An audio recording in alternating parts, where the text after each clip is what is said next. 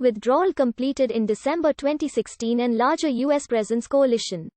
Insurgent groups: Barack Obama, Joseph F. Dunford, J.R. John O. Brennan. Timeline: airstrikes, major insurgent attacks 2002, 2007, 2008, 2009, 2010, 2011, 2012, 2013, 2014, 2015, 2016, 2017, 2018, 2019, 2020, 2021 massacres. Other: the withdrawal of U.S. troops from Afghanistan describes the drawdown of United States Armed Forces in the Afghanistan war and the plans after its post-2014 presence, when most combat troops had left Afghanistan at the end of 2014.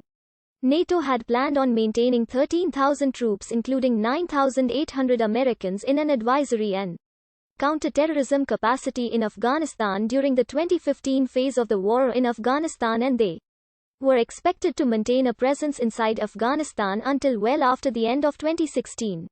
In July 2016, in light of the deteriorating security conditions, the U.S. postponed the withdrawal until December 2016 and decided to maintain a force of 8,400 troops in 4 garrisons indefinitely due to Taliban resurgence attempt after the Battle of Kunduz. The withdrawal was completed in December 2016, leaving behind 8,400 troops. Troop levels remained roughly constant under U.S. President Barack Obama's predecessor, former President George W. Bush, with around 30,000 American troops deployed in Afghanistan. In January, about 3,000 U.S. soldiers from the 3rd Brigade Combat Team of the 10th Mountain Division moved into the provinces of Logar and Wardak. The troops were the first wave of an expected surge of reinforcements originally ordered by George W. Bush and increased by Barack Obama. On the 17th of February 2009, Barack Obama ordered 17,000 more U.S. troops be sent to Afghanistan to bolster security in the country and thereby boosted the 36,000 U.S. troops already there by 50%. This increase is necessary to stabilize a deteriorating situation in Afghanistan, which has not received the strategic attention, direction and resources it urgently requires, Obama said in a written statement. The Taliban is resurgent in Afghanistan, and Al-Qaeda supports the insurgency and threatens America from its safe haven along the Pakistani border, Obama also said. He recognized the extraordinary strain this deployment places on our troops and military families. But the deteriorating security situation in the region required urgent attention and swift action. The new troop deployment was expected to include 8,000 U.S. Marines from Camp Lejeune, North Carolina, 4,000 U.S. Army troops from Fort Lewis, Washington, and another 5,000 troops from an unspecified branch of the U.S. Armed Forces. Obama also said he was absolutely convinced that you cannot solve the problem of Afghanistan, the Taliban, the spread of extremism in that region solely through military means. A further decision on sending more troops came after the administration completed a broader review of Afghanistan policy.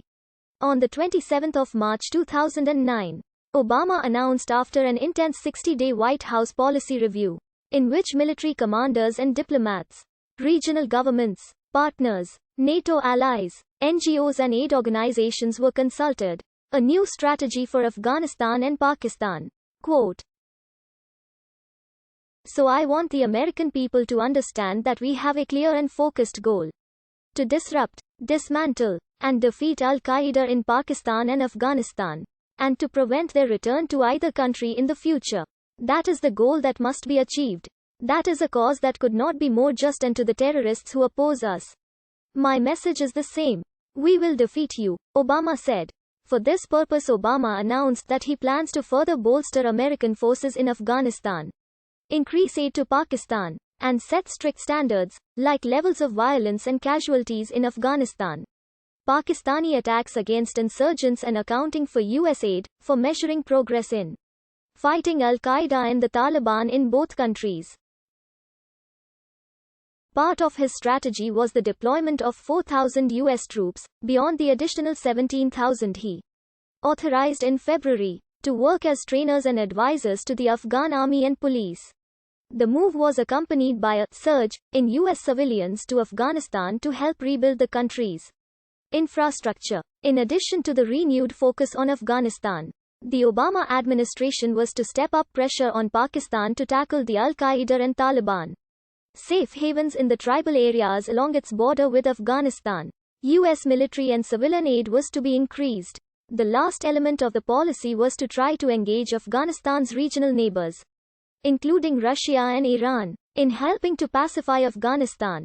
There is no imminent threat of the government being overthrown, but the Taliban has gained momentum, Obama said with respect to the 2009 situation in Afghanistan. Al-Qaeda has not re-emerged in Afghanistan in the same numbers as before 9/11. But they retain their safe havens along the border, and our forces lack the full support they need to effectively train and partner with Afghan say.